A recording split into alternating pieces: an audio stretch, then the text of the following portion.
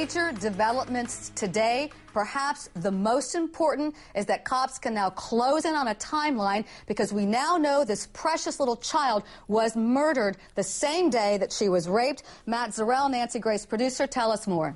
Okay, well, we just got the arrest warrants in today for Mario McNeil, and we have learned that Shania Davis was raped and murdered the day she went missing, November 10th. Now, we know that the mom called 911 at 5 and said the last time she saw her child was 5:30. However, McNeil was seen at 6:11 on surveillance 40 miles away at a hotel in Sanford. Okay, now, isn't it just lovely that whoever did this, we know who's charged with it, didn't drive her around for 4 days and torment the poor child? Pat Brown, what does it tell you, the fact that this man allegedly murdered her the same day that he raped her? Well, my guess is, Pat, that he accidentally killed her while he was raping her. You know, little children are just annoying that way. When you rape them, they tend to object. They tend to be upset about it. So you have to do something like smother them or strangle them because they're just complaining too much. And so my guess that's exactly what he did. Oh, that's interesting. So you don't think that he allegedly performed the rape, then took her somewhere else to murder, then took her somewhere else to dump her body? I think he may have taken her somewhere else to dump her body, but my guess is she didn't come out of that little hotel alive. Yeah, and you know what? Talking about asphyxiation, I'm going to go right to Dr. Jake Deutsch. What exactly does that mean? That's not necessarily the same thing as strangulation, correct? Right. It's basically suffocating the child and putting your hand or some other object over the mouth and depriving her of oxygen. I cannot think of a more gruesome way to accomplish murder, and this is just outrageous. Incredible. Susan Moss, family law attorney, let me ask you this.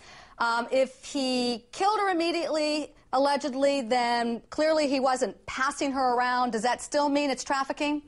Oh, absolutely. I mean, he took her to her room and then he took her to her doom. I mean, this guy it doesn't even matter because he's guilty of murder one. And in North Carolina, at the very least, that is life imprisonment. But this is going to be the death penalty. The entire public of North Carolina and the country is outraged for what they saw. She's a little 5-year-old girl. Look at the surveillance tapes. Look how sweet she is. And this guy raped her and allegedly killed her, asphyxiating her and then dumping her body with deer carcasses. He is going to get the death penalty. It's going to go quick, and you're going to get justice in this case. Daniel Horowitz, let me ask you, if this was your guy, what, are you going to say, gee whiz, he confessed to kidnapping, but somebody pushed him into it, and now it's murder? How do you handle a case like that?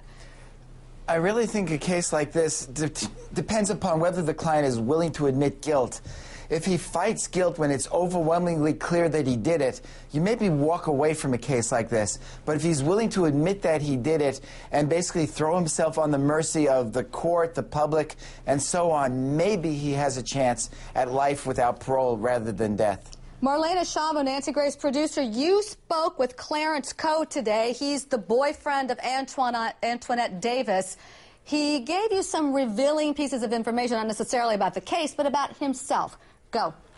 That's right. I spoke to him today. He was talking about Antoinette. He was still sticking to the fact that he did not think that she could be responsible for such a crime. And then when I asked him, but what if she is charged with murder? And he said, well, if she is and she had something to do with this, then she should get the death penalty too. That's really, really interesting, but he doesn't believe she did. But now, she's pregnant, correct? Sitting in jail? That's right, Pat. She is 2 months pregnant with Clarence's baby. And also, you have to remember, this is a man who was put in prison and charged with first-degree kidnapping because of Antoinette Davis.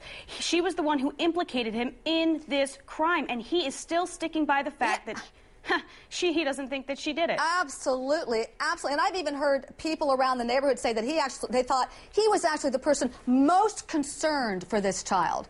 That's right. And he has said over the past year that he's become extremely close to Shania. He was caring for Shania while the mother was working these past 6 months. And so he's really torn up about this, and it's just a shame.